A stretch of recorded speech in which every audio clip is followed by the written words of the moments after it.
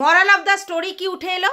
Moral of the story এটাই উঠে এলো যে আমাদের টিনু সুন্দরী একজন চাপা স্বভাবের মহিলা, যে তার ভিতর দিয়ে ঝড় উথাল পাতাল হয়ে গেলেও সে কিন্তু কোনো রকম আউটবাস্ট করে না, সমস্ত কিছু নিজের মধ্যে নিমজ্জিত দমিত করে রেখে দেয় সে। আর তার এফেক্টই কিন্তু আমরা পেয়েছি অনেক আগেই। 5 বছরের বিবাহিত সম্পর্ক থেকে 5 বছর পর যখন সে বেরিয়ে এলো, তখন কিন্তু প্রথম প্রশ্নই এটা হয়েছিল যে তুমি 5 বছর কি করে সহ্য করলে? যদি তোমার উপর এত এত কিছু করা হয়েছে, তুমি 5 বছর কি করে হাসি খুশি একটা জীবন লাইফস্টাইল দেখিয়েছো, সেটা কি করে করলে? আমরা তো তোমার ব্লগ দেখে বুঝেছি তোমার মতো এত সুখী গৃহিণী বা ঘরণী আর কেউ নেই জীবনে। আর কি চাই? এত সুন্দরভাবে সংসার জীবন করছো। তো চাপা ভালো, চাপা স্বভাবের হওয়া ভালো, কিন্তু একেবারেই এক্সপ্রেসিভ নই, কোনো সময় কোনো কিছুতেই কিছু উচ্চবাচ্য না করা এটা ঠিক নয়। একবার পরশুরাম দাতা কর্ণর জানুতে শুয়ে আরাম করছিল, মানে ওই যে হয় না, মানে ও শিখতে গিয়েছিল, ধনুর্বিদ্যা শিখতে গিয়েছিল। তো ধনুর্বিদ্যা শিখতে গিয়ে পরশুরামের কাছে হচ্ছে পরশুরাম কি বিশ্রাম নিচ্ছিল। তো সেই বিশ্রাম নেওয়ার সময় হচ্ছে কর্ণের জানুতে মাথা দিয়ে শুয়েছিল। তো এইবার যখন ঘুম ভেঙে উঠলেন পরশুরাম, তখন কর্ণকে অভিশাপ দিল এবং কর্ণকে তিরস্কার করলো। এবার তোমরা বলতে পারো যে কেন ঘুম থেকে উঠে কেন করলো, কেন এরকম বললো? কারণ কি, কর্ণর জানুতে তখন একটা কাঁকড়া বিছে দংশন করছিল। আর কাঁকড়া বিছে মানে জানো, তা করে হুল ফুটিয়ে ধরবে, হ্যাঁ। তো কাঁকড়া বিছে এখানে হুল ফুটিয়ে একটা রক্ত চিরফার করে দিচ্ছে, আর তীব্র যন্ত্রণা কাঁকড়া বিছের। কিন্তু কর্ণ মুখ থেকে কোনো উফ বের করেনি, বুঝতে পেরেছো? মানে এতটাই সহ্য করেছে। কিন্তু সহ্যের একটা লিমিট থাকে, এইটাই সেদিন পরশুরাম বুঝিয়েছিলেন যে তুমি তাহলে ব্রাহ্মণ সন্তান নয়, তুমি ক্ষত্রিয়। কারণ রাজা ক্ষত্রিয়দের মধ্যেই কিন্তু এই মানে এই ব্যাপারটা থাকে যে তারা অনেক বেশি সহ্য ক্ষমতার অধিকারী, কারণ তারা লড়ে। হ্যাঁ, আর তুমি আমাকে পরিচয় দিয়েছো তুমি ব্রাহ্মণ সন্তান, কিন্তু তা তো নয়, তুমি তার মানে আমার কাছে মিথ্যা কথা বলেছো, আর তার জন্যই তাকে অভিশাপ দিয়েছিল। তো বুঝতে পেরেছো কেন এটা বললাম? এটাই বলতে চাইছি, সহ্য করো আপ টু আ লিমিট। বেশি যদি কন্ট্রোলের ওভার গিয়ে সেটাও তুমি সহ্য করো, তাহলে মানুষ তোমাকে পেটেন ধরে নেবে আর সবাই তোমার উপর দুমাদ্দুম করবে। তাই আমি একবার কোনো সময় কোনো একটা ভিডিওতে বলেছিলাম, কামড়াতে বারণ, ফোঁস করতে বারণ নয়, বুঝতে পেরেছো? তো মানুষের নেচার সহ্য করা হতেই পারে, কিন্তু সহ্যটা একটা লিমিট পর্যন্ত করা উচিত। আর সেটা যদি না করো, তাহলে একটা সময় গিয়ে এই ধরনের যখন তুমি হঠাৎ করে কোনো কিছু করবে, তখন লোকে বুঝতে পারবে না, মেলাতে পারবে না। তুমি একটা কথা অনেকবার বলো যে 20 মিনিটের ভিডিও দেখে কি কাউকে জাজ করা যায়? একদমই না। 20 মিনিটের ভিডিও দেখে কাউকে জাজ করা যায় না। 24 ঘন্টার মধ্যে 20 মিনিট সে ভালো ভালো জিনিস দেখালে কি করে জাজ করা যাবে? কিন্তু একটা জিনিস তো আমরা জানি যে আমরা সব সময় জাজমেন্ট দিতে ভালোবাসি, আমরা জাজ করবার জন্যই ব্লগ দেখি, ভালো লাগা থেকে ব্লগ দেখি, জাজ করা থেকে ব্লগ দেখি। তাহলে আমাদেরকে তো ওই 20 মিনিট দেখানো হচ্ছে, তো যেটা 20 মিনিট দেখানো হচ্ছে ওর উপরই তো জাজমেন্ট হবে, এটা তো খুব স্বাভাবিক ব্যাপার, তাই না? তো চলো, welcome back to my channel. আশা করছি তোমরা সবাই খুব ভালো আছো, আর আমিও খুব ভালো আছি নতুন একটা ভিডিওর সাথে। আমি রুনা লাইফস্টাইল থেকে। হ্যাঁ, টিনু সুখবরের কথা বলছি, যেটা অলরেডি আমি তোমাদেরকে কমিউনিটি পোস্টের মাধ্যমে জানিয়ে দিয়েছিলাম যে আমাদের টিনু সুন্দরী তার সুখবর নিয়ে চলে এসেছে। আর সুখবরটা কি, এটা আমাদের জানাই ছিল যে এটা কি সুখবর হতে পারে, কিন্তু এটা বহুদিন আগের সুখবর এখন বলছে। এ হচ্ছে এমন একটি মেয়ে যে সময়ের কাজ সময় করে না। এর বক্তব্য যে আমার কিছু প্রবলেম সেটা আমি নিজের মধ্যে রাখি, খুব ভালো কথা, কিন্তু তুমি তো এই প্রবলেমটা পাবলিক করেছিলে কোনো এক সময়, এবং অবশ্যই কেন করেছিলে সেটাও বোধগম্য আমাদের হয়েছে, যে তুমি জানো যে এই জিনিসটা যদি এখন আমি পাবলিক না করি, তাহলে আমি যখন এখানে বসে থাকবো এবং আমার জিনিসপত্র এখানে থাকবে না, তখন সবাই আমাকে প্রশ্ন করবে যে অন দ্য ওয়ে তোমার মুভার্স অ্যান্ড প্যাকার্সের মালপত্র এখনও কেন পৌঁছালো না, আর সেটা নিয়ে নানা কথা উঠবে। তাই তুমি এই কথাটা বলেছিলে। বাই দ্য ওয়ে, তারপরে তুমি বললে একটা ভিডিও দেখিয়ে যে দেখো জিনিসপত্রগুলো আবার ওখানেই পৌঁছে গেছে।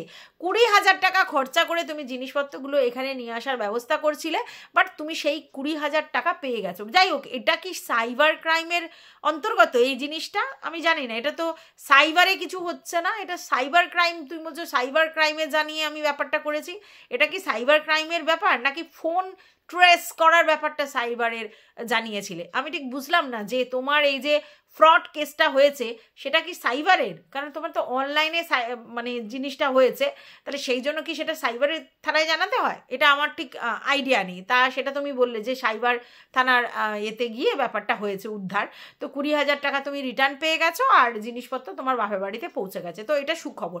এবার বললে সুখবরের সঙ্গে দুঃখের খবর। দুঃখের খবরটা কি?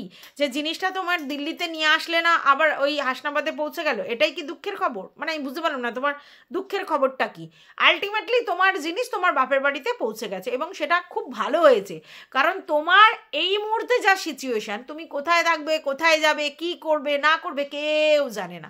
তো এই মুহূর্তে তুমি এই মানে একটা জায়গায় স্থিতু হও, আগে 2-4 বছর স্থিতু হও, তারপরে তোমার জিনিস তো তোমারই আছে, কোনো না কোনো সময় এসে ইউজ করবে, তাই না? তাই স্থিতু হওয়াটা খুব জরুরি। তো দুঃখের যদি তোমার মনে হয় যে তোমার জিনিসপত্রগুলো নিয়ে আসতে পারোনি তাই জন্য দুঃখের, তাহলে আমি বলবো যে না, এটা দুঃখ পাওয়ার কিছু নেই, বরং জিনিসপত্রগুলো একটা জায়গায় সেভ হয়ে রয়েছে, এটা বরং ভালো জিনিস। আর এখানে তোমাকে সবাই যারা বলেছিল রেন্টে জিনিসপত্র নিতে, আমার মনে হয় সঠিক বুদ্ধি দিয়েছিল। তো তোমার যেরকম প্রয়োজন সেরকম রেন্টের জিনিস তুমি নিতে পারো, আর যেগুলো যেগুলো তোমার মনে হবে যে না তুমি এফোর্ড করতে পারবে, যেমনি একটা দেখলাম ওই যে মিক্সার গ্রাইন্ডার টাইপের আর কি, ওইগুলোকে কি বলে, ওগুলো একটা অন্য নাম আছে আর কি, মিক্সার গ্রাইন্ডার ঠিক নয়, ওগুলোকে কি বলে ভুলে গেছি এখন। তো ওই জিনিসটা কিনেছো, ভালো করেছো, দুজনের জন্য ওইটুকুনি কিনেছো, বেশ ভালো করেছো। তো এরকম ছোটোখাটো জিনিসগুলো তুমি কিনে নিতে পারো, আর যেগুলো তোমার মনে হবে সেগুলো তুমি রেন্ট নিতে পারো, কারণ ওখানে তো ওই ফেসিলিটিস আছে। তাহলে সেইটা করার পর 2 বছর 3 বছর থাকার পর যখন তোমার মনে হবে যে এবার জিনিসপত্রগুলো আনতে পারি, তখন হঠকারী ডিসিশান সবসময় ভুল ডিসিশান হয়। তাই তুমি হঠকারী ডিসিশান না নিয়ে এবার রাইট চিন্তা ভাবনা করে রাইটভাবে এগো। তোমার যে বয়স, এই বয়সে হঠকারী হওয়াটা অনেকটা স্বাভাবিক, মানে আমরা যেই বয়সে পৌঁছে গেছি তো সেই জায়গা থেকে আমরা অনেক ম্যাচিওর হয়ে গেছি, আমাদের অনেক ম্যাচিউরিটি কথাবার্তা। বাট তোমার এই মুহূর্তে হঠকারী ডিসিশানটাই স্বাভাবিক, কারণ তোমার মন শান্ত নয়, তুমি নিজেই কনফিউজড যে কি করলে ঠিক হবে, কোনটা করলে ঠিক হবে না, আর তার জন্য হঠকারী হয়ে যাও। কিন্তু ধীরে চলো, একটু একটু রয়ে সয়ে কাজ করো, দেখবে তোমার জন্য ভালো হবে। বাই দা ওয়ে, আমাকে অনেকেই বলছে এই তুমি বলেছিলে এই গ্যাসের ব্যাপারে এইটা তুমি করো, তুমি কেন এইগুলো বলেছো, অ্যাজাম করে কেন বলেছো, ওই করেছো কেন? আরে আমরা কন্ট্রোভার্সি ক্রিয়েটর, আমরা তো অ্যাজাম করেই বলবো, তো কি হয়েছে, অসুবিধাটা কোথায়? আমি কোনো নোংরা ইঙ্গিত করেছি? আমি বললাম 2 দিন 2টো হয়ে গেল কেন? 2টো ভিডিও কার্ড, এটা আগের ভিডিও, এটা পরের ভিডিও, এটাতে কি নোংরামি ছিল, কি বাজে কথা ছিল? আমি কি বলেছি অন্য ঘরের কারোর মানে বার্নারও নিজের ঘরে নিয়ে এসে দেখাচ্ছে? আমি বললাম তোর ঘরে কি 2টো গ্যাস, 2টো রান্নাঘর, এটা বলেছি। একদিন এটা দেখাচ্ছে তোর মা, একটা ভিডিওতেই যদি 2টো ওভেন দেখায় এবং সেটা কাট করে দেখায়, তাহলে আমাদের যদি সেটা ক্ল্যারিফাই না করে আমরা তো অ্যাজাম করে বলবোই, আর সেখানে কোনো অন্যায় কোনো বাজে কথা ছিল না। কেন ফালতু আমাকে এসে বলছেন? যেরাম দেখিয়েছে সেটার উপর বেস করে ভিডিও হয়েছে, এবং ওটা ফুল মন্দির দেখানো ভুল, একই দিনে 2 রকম। তাহলে ওখানে বলা উচিত ছিল দেখো 2টো ওভেন, তাহলে প্রথমে এটা লাগাচ্ছিলাম, লিক করছিল, তারপর আবার ওটা খুলে এটা লাগাচ্ছি, তারপর আমি এই ভিডিওটা শুরু করেছি, ব্যাস হয়ে যেত, ফুরিয়ে যেত। সেরকম তো কিছু বলেনি, তাহলে তো আমাদের একই দিনে যদি 2টো ওভেন দেখায় বলবো না? এটা তো স্বাভাবিক, কারণ আমরা তো এখানে বসে বসে জানতে পারছি না কোথায় কি হচ্ছে, যেরকম ভিডিওতে আসছে সেই ভিডিও দেখে কথা বলছি, ঠিক আছে? যাই হোক, এইবার কথা হচ্ছে যে টিনার বক্তব্য যে অনেকে অনেক কথা বলে যাচ্ছে, কিন্তু আমি আমার পার্সোনাল লাইফ অ্যাকচুয়ালি ডিসক্লোজ করতে চাই না, তার জন্য এইরকম সমস্যা। পার্সোনাল জিনিস তোমাকে কেউ ডিসক্লোজ করতে বলেনি, বাট তুমি যখন এই ঘটা করে দেখালে যে মুভার্স প্যাকার্সে জিনিসপত্র আসছে অন দ্য ওয়ে, 1 মাসের মধ্যে পৌঁছবে, তারপরেই তোমার পটপট করে হটকারী জিনিস হলো যে তুমি বাপের বাড়ি চলে গেলে, তারপরে তুমি শোনালে যে বাপের বাড়িতে তোমার জিনিসপত্রগুলো অন দ্য ওয়ে, তার মানে তুমি এখানে থাকাকালীন ঠাম্মা আর দাদু ওখানে তোমার জিনিসপত্রগুলো নেবে। তারপরে তুমি বললে হঠাৎ করে একদিন যে আমার সব জিনিস গায়েব হয়ে গেছে। তো কোয়াইট ন্যাচারাল তুমি সবার কাছে সাজেশান চাইলে, সেই সাজেশান সবাই তোমাকে দিল ভরে ভরে, তুমি সেই সাজেশান নেওয়ার পরের দিন ভিডিওতে, আর কিচ্ছু বললে না, পুরো ব্যাপারটা থেকে সরে গেলে যে আদৌ তুমি সেই সাজেশন নিয়েছো না তুমি যোগাযোগ করেছো, তুমি কি করেছো কিচ্ছু জানালে না, ভিউয়ার্সরা উন্মুখ হয়ে বসে রইলো। তারপরে তুমি চলে গেলে তোমার আবার ওইখানে দিল্লিতে, ভালো কথা। এবার দিল্লিতে যাওয়ার পর তোমার ফ্ল্যাটে তুমি আর যাচ্ছ না, তোমার দাদার বাড়িতে রয়েছো, পিসির বাড়িতে অনুষ্ঠান গেছো, ঠিক আছে, তারপর আবার দাদার বাড়িতে ফিরে আবার তুমি তোমার কি যেন বলে ঘুরতে বেড়াতে যাচ্ছ, কিন্তু তোমার নিজস্ব জায়গায় তুমি পৌঁছাচ্ছ না। তো কোয়াইট ন্যাচারাল বলবে, কারণ আমরা যদি কোনো ঘর রেন্টে নিই আর সেই রেন্টে নেওয়ার পরে সেইখানে না থেকে এর বাড়ি ওর বাড়ি ঘুরে বেড়াই, ঘুরতে যাচ্ছি বেড়াতে যাচ্ছি লোকের বাড়িতে ঘুরে বেড়াচ্ছি, অথচ নিজের জায়গায় একদিন গিয়ে জিনিসপত্রগুলো রেখে আসছি না, তখন লোকে প্রশ্ন করছে। আর তোমার দাদার বাড়ি থেকে তোমার যাওয়ার জায়গা বললে 2-2.5 ঘন্টা, তো সেখানে তো তুমি ইজিলি জিনিসপত্রগুলো রেখে আবার আসতে পারতে, তাই না? তুমি দিনের পর দিন এতগুলো বাক্স প্যাটরা নিয়ে দাদার বাড়িতে বসেছিলে। যখন তুমি দিল্লিতে গিয়ে মানে তোমার যেখানে ফ্ল্যাট সেখানে গিয়ে তারপর দাদার অ্যানিভার্সারিতে আবার দাদার বাড়ি পর্যন্ত ছুটে আসতে পারতে, পারলে তাহলে তুমি যেতেও পারতে, তাই না? তাহলে সেটা তুমি করোনি, তাই লোকে প্রশ্ন করেছে। তোমরা যেরকম দেখাচ্ছ তার উপর নির্ভর করছে। তুমি যদি এত রয়ে শোয়ে ঢেকে ঢুকে এতদিন পর দেখাও, তখনই লোকে অনেক কিছু সন্দেহের খুঁজছে যে কেন এটা করছে। লোকের কিসের দোষ? তুমি যেরকম দেখাচ্ছ সেরকম তো হচ্ছে। লোক কিসের জন্য? একটা তুমি নিজে চিন্তা করো না, যদি কেউ একজন ফ্ল্যাট নেয় অন্য দেশে, এই অন্য রাজ্যে, আর সে যে রাজ্য থেকে গেছে তাও নিজের যে ফ্ল্যাটটা নিয়েছে পয়সা খরচা করে সেখানেই তো আগে উঠবে, তাই না? আচ্ছা, হতে পারে তোমার পিসির বাড়িটা অন্য জায়গায়, সেই জন্য আগে পিসির বাড়িতে উঠেছো, দাদার বাড়ি থেকে পিসির বাড়ি গেছো, পিসির বাড়ি থেকে আবার দাদার বাড়িতে এসছো, ভালো কথা। দাদার বাড়িতে থেকে তোমরা আবার ঘুরতে গেছো, ঘুরে ঠুরে এসে আবার এখানে এসছো। এই যে ঘুরতে গেছো, তার আগে তো জিনিসপত্রগুলো ওই 2 ঘন্টার ডিস্টেন্সে তুমি তোমাদের ফ্ল্যাটে রাখতেই পারতে, তাই না? তাহলেই হয়ে যেত। যেরকম দেখাচ্ছ না বস, সেরকমই কথা উঠছে। লোকের দোষ দিয়ে লাভ নেই, লোক বলবেই, তাদের কিউরিসিটি হবেই, কারণ তুমি সাসপেন্সগুলো রেখে গেছো।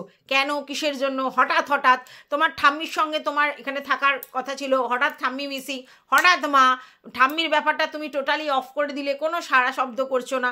তো এটা তো স্বাভাবিক ব্যাপার যে ঠাম্মির ব্যাপারটা তুমি বলছো না। ঠাম্মির পিসির ছেলের বিয়ের গল্প বলেছিলে, অথচ ঠাম্মি সেখানে নেই, তারপরে হঠাৎ করে বলছো না পিসির ছেলের বিয়ে না, পিসির জায়ের ছেলের বিয়ে। তুমি নিজে চিন্তা করো যে তুমি টু দ্য পয়েন্ট ঠিকঠাক জেনুইনভাবে কোনো জিনিস করেছো, তুমি সবসময় একটা ধোঁয়াশা তৈরি করে গেছো, আর যখনই ধোঁয়াশা আর সাসপেন্স তৈরি হবে লোক তখন বলবে, ঠিক আছে?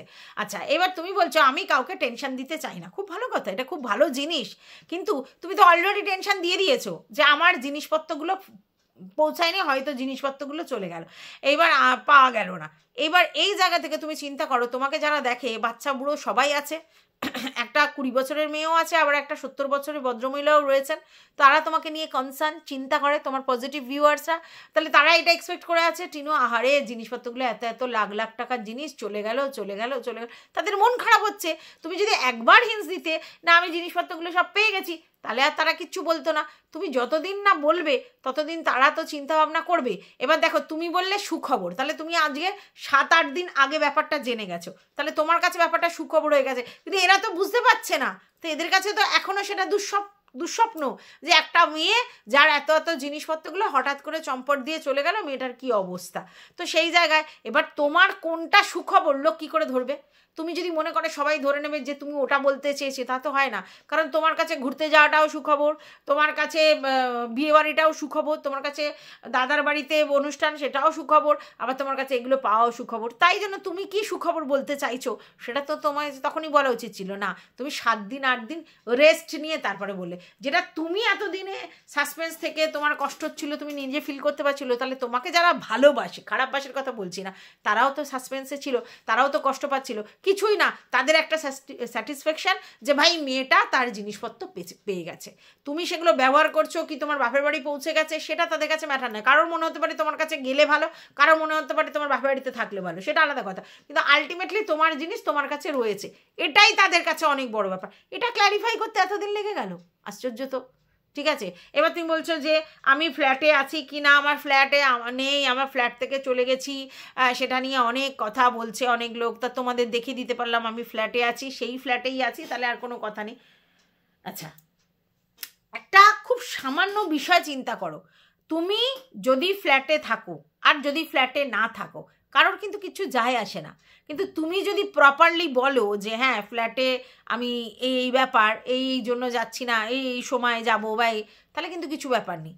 তুমি ধোঁয়াশা তৈরি করছো বলে লোক বলছে, ধোঁয়াশার মধ্যে তুমি থাকতে চাইছো বলে লোক বলছে, নাহলে কিসের দরকার লোকের? লোক ভিডিও দেখবে, তোমাকে ভিডিও দেখে এন্টারটেন হবে। লোকেরা একটা কিউরিসিটি কেন জন্মাচ্ছে? কারণ তোমরা কিউরিসিটি তৈরি করছো, উৎপন্ন করছো, যাতে তোমাদের ব্লগটায় মানে ভিউটা হয়। কিন্তু ব্যাপারটা কি জানো, একটা সোজা সরল কথা বলি, এত বেশি যদি তুমি লোককে সাসপেন্সে রাখো তাহলে লোক আবার কিউরিসিটির জায়গায় দেখাই বন্ধ করে দেবে। এবং তোমার কতগুলো ভিডিওতে দেখেছি 20-র নিচে নেমে গেছে ভিউজ, যেটা নর্মালি তোমার 20-র উপরে সব সময় থাকে। তার মানে কি, লোক বিরক্ত হচ্ছে, লোক বিরক্ত হচ্ছে। এত বিরক্ত হলে হবে না। তোমার চ্যানেলের টিআরপি কি? তোমার ভিউয়ার্সরা, তোমার নেগেটিভ পজিটিভ দুই ধরনের ভিউয়ার্সরা, এবং দুজনের জন্যই তোমাকে ভিডিও করতে হচ্ছে। কে কি বলবে সেটাকে ম্যাটার করে, যে আমাকে ভালো বলছে তার জন্য আমি বসে আছি, আর যে আমাকে খারাপ বলছে তার জন্য নয়, তা নয়। তোমার তো মেন ইন্টেনশনটা পাবলিকালি আমি একটা ভিডিও ছাড়বো, সবাই দেখতে পারে। যত বেশি দেখবে আমাকে দিতে পারে গালি, কিন্তু যত বেশি দেখবে তত বেশি আমার রিচ। গালি দিচ্ছে তার মুখ ব্যথা হচ্ছে, আমার কি যায় আসছে, তাই না? তো এই ব্যাপারটাকে মাথায় রেখে তোমাকে চলতে হবে, নাহলে তো মুশকিল। তুমি সব চেক পেয়ে রাখছো, হঠাৎ করে তোমার 7 দিন 8 দিন পর মনে হচ্ছে এইবার বলার দরকার, হঠাৎ করে তুমি ফ্ল্যাটের ব্যাপারটাও কিছু বলছিলে, হঠাৎ করে দেখাচ্ছ, তাহলে লোক বলবে। কিউরিসিটি উৎপন্ন হলে মানুষ বলবে। তুমি লোককে কি করে বলো যে লোক এগুলো বলবে না? তুমি কি প্রপার দেখাচ্ছ না তার জন্য বলছে? তাহলে তুমি এটা নিশ্চয়ই চাইছো যে লোক তোমাকে বলুক, তারপরে গিয়ে একদিন তুমি সব কিছু ওপেন করবে, দেখাবে। এটা নিশ্চয়ই তুমি চাইছো। এইবার তুমি যখন এত কিছুই চাইছো শোনাবো না, তাহলে তুমি এই ঠাম্মির ব্যাপারটা কেন ক্লারিফাই করছো না? যে হঠাৎ তোমার ঠাম্মির সঙ্গে কি হলো? ঠাম্মির সঙ্গে কি তোমার বনিমানা হয়নি? ঠাম্মিকে রেখে তুমি বুঝতে পারলে যে আলটিমেটলি দিনের শেষে তোমাকেই সব থেকে বেশি কাজ করতে হচ্ছে, ঠাম্মি শুধু শো অফ পুতুলের মতো। তার জন্য তোমার ফুলমুনকে দরকার পড়লো, যে ফুলমুন থাকলে আমার ঘর গুছিয়ে দেবে, আমার রান্নাও করে দিতে পারে, আমার বিছানাপত্র গুছিয়ে দিতে পারে, কারণ ফুলমুন কাকি এগুলো খুব ভালো পারে। তার জন্য ফুলমুন কাকি, নাকি ফুলমুন কাকি ওইখানে সেই অঘটনটা ঘটিয়েছিল যার জন্য তোমাকে তড়িঘড়ি করে ওখানে যেতে হলো, তার জন্য ফুলমুন কাকিকে একা ছাড়তে চাইছো না। আর এবারে তোমার বৌদি সে বাপের বাড়িতে থাকতে পারে বা তার বরের সঙ্গে বেরোতে পারে, তো ফুলমুন কাকি সারাদিন একা আবার কি তাল ঘটায় তার ঠিক নেই, তাই তাকে বগল দাবা করে নিয়ে তুমি চলে এসেছো যাতে ফুলমুন কাকি এখানে মন ভালো হয়ে যায়। তার জন্য ফুলমুন কাকিকে তুমি মেলায় ঘোরাচ্ছ, এখানে ঘোরাচ্ছ, সেখানে ঘোরাচ্ছ। এই জন্য কি ব্যাপারটা কি? হ্যাঁ, এই জন্যই তো লোক বলছে। তুমি একটুখানি হিন্টস দিলে, একটু ক্লিয়ার করলে লোক আর বলবে না, তুমি না বললেই করবে। এবার লোক বলবে ও বললেও দোষ, না বললেও দোষ। হ্যাঁ, সেটা তো সবারই আছে, বললেও জ্বালা, না বললেও জ্বালা, সেটা সবার জন্যই প্রযোজ্য, সেটা টিনুর জন্য একা প্রযোজ্য না। যাই হোক, আমার মনে হয় যা হয়েছে খুব ভালো হয়েছে। কি ভালো হয়েছে? যে জিনিসপত্রগুলো ওর বাপের বাড়ি পৌঁছে গেছে, আবার জিনিসপত্রগুলো এখানে আনতে গিয়ে কি ফ্যাচাঙে পড়তো তার ঠিক নেই। এখন ওখানে থাক, ও এখানে কষ্ট করে দিল্লিতে আগে সারভাইভ করুক, 1 বছর 2 বছর এখানে ভালোভাবে থাকার পর ও নিজে যদি পয়সা ইনকাম করে জিনিসপত্র কিনতে পারে তাহলে তো ওয়েল অ্যান্ড গুড, নাহলে সেগুলো আবার মুভার্স অ্যান্ড প্যাকার্স করে ঠিকমতো জেনে শুনে নিয়ে আসবে। কিন্তু এক্ষুনি হটকারী ডিসিশন না নেওয়াই দরকার। কষ্ট করুক, একটু কষ্ট করুক, রিয়েলাইজ করবে যে কষ্ট করেই সারভাইভ করতে হয়। এক্ষুনি আমি সব যদি জিনিসপত্র পেয়ে যাই তাহলে আমার সেটা হবে না। ও তো গেছে স্ট্রাগল করতে, নিজের এক্সিস্টেন্সের জন্য লড়তে, তাহলে ভালো তো স্ট্রাগলটা করুক। বহু লোকজন আছে মাটিতে শুয়ে অন্য অল্প জিনিসপত্র নিয়ে বহুদিন বছরের পর বছর কাটাচ্ছে, তো করুক না, করুক, কষ্ট একটু করুক, করতে দিন কষ্ট একটু। তারপরে 2-1 বছরের মধ্যে যদি ও স্ট্রাগল করে নিজের মতো করে ভিডিও করে ঠিক জায়গায় পৌঁছায়, তখন সব হবে। জিনিসপত্র রেন্ট নিতে পারবে, কিনতে পারবে, পয়সা ইনকাম করলে বলুন তো কোনো অসুবিধা আছে? কিন্তু ভাই একটা কথা তোমাকে বহুবার বলেছি, এখনও বলছি, বি অ্যালার্ট, সেভিংস মেন্টালিটি রাখো। টাকা পয়সা তোমাকে জমাতে হবে, কারণ তোমার মাথা গোজার ঠাইটা কিন্তু তোমাকেই করতে হবে, এটা কখনো মাথা থেকে ভুলো না। হ্যাঁ, হতে পারে তোমার বাবার জায়গা তুমি পেতে পারো, এটা পেতে পারো, সেটা পেতে পারো, কিন্তু মাথা গোজার ঠাই একটা তোমাকে করতেই হবে, এটা কিন্তু মাথা থেকে কখনো না। আর নিজের অ্যাসেট নিজে বানাবে। কিন্তু কত লোককে দেখছি কি সুন্দর প্রতি বছরে 2-2 করে গয়না করছে, দেখেই মনে হচ্ছে যে না, এরা অ্যাচিভার, এরা করতে পেরেছে, নিজের লাইফস্টাইল দেখিয়ে এই জায়গায় পৌঁছে প্রতি বছরে 2-2 করে গয়না করছে। এত বড় জিনিসের দরকার নেই, কিন্তু ছোট্ট ছোট্ট জিনিসও তো করতে পারো। ছোট্ট ছোট্ট জিনিসও তো করতে পারো। হ্যাঁ, আমি জানি একটা জায়গায় তোমার প্রবলেম আছে, সেটা হচ্ছে তুমি এখনও একটা ফ্লোটিং কন্ডিশনে আছো, ঝুলে আছো এই জায়গায়। তো ঝুলটা একদিন না একদিন বন্ধ হয়ে যাবে, ওটা বাদ দাও। সে ঝুলটা কোনো না কোনো সময় একটা জায়গায় গিয়ে ঠিক হয়ে যাবে। বাট তুমি নিজের জন্য চিন্তা ভাবনা করে টাকা পয়সা জমাও, আর একটা বাড়ি ঘর মানে ফ্ল্যাট হোক বাড়ি হোক করবে, যেখানেই থাকো, সেটা যেন মাথায় থাকে। তার জন্য করতে হবে, নিজেকে কন্ট্রোল করো। পয়সা তুমি ওইভাবে ওয়েস্টেজ করতে পারবে না। হ্যাঁ, তোমাকে আরও হাতটা স্কুইচ করতে হবে। কারণ দিল্লি এখন বহুত দূর, মানে 25 বছর বয়স তোমার, 26 বছর বয়স, অনেক রাস্তা বাকি আছে, অনেক। তবে হ্যাঁ, একটা গুড সাইন, সেটা হচ্ছে এই 25-26 বছরে তুমি অনেক পয়সা দেখে নিয়েছো, অনেক পয়সা ইনকাম করে নিয়েছো, অনেক পয়সা খরচা করে নিয়েছো, তাহলে তোমার অনেক আশা আকাঙ্ক্ষা মিটে গেছে। এইবার সেভিংস সেভিংস সেভিংস, এই মেন্টালিটিটা রাখো, আর কষ্ট করে থাকতে শেখো। কষ্ট করে থাকলে দেখবে ইনকাম করার আর্জ আরও বাড়বে, ঠিক আছে? আর সুন্দর সুন্দর জায়গা এক্সপ্লোর করো, সেগুলো আমাদের দেখাতে থাকো, আমরা দেখবো। আর আমরা কন্ট্রোভার্সি ক্রিয়েটাররা যাই বলি যাই করি, আলটিমেটলি তোমাদের লক্ষ্য, মানে তোমাদের মতো ভিউয়ার্সদের লক্ষ্য হওয়া উচিত তোমাদের ভিউয়ার্স পজিটিভ হোক আর নেগেটিভ, ঠিক আছে? এটা বলে এই ভিডিওটা শেষ করছি।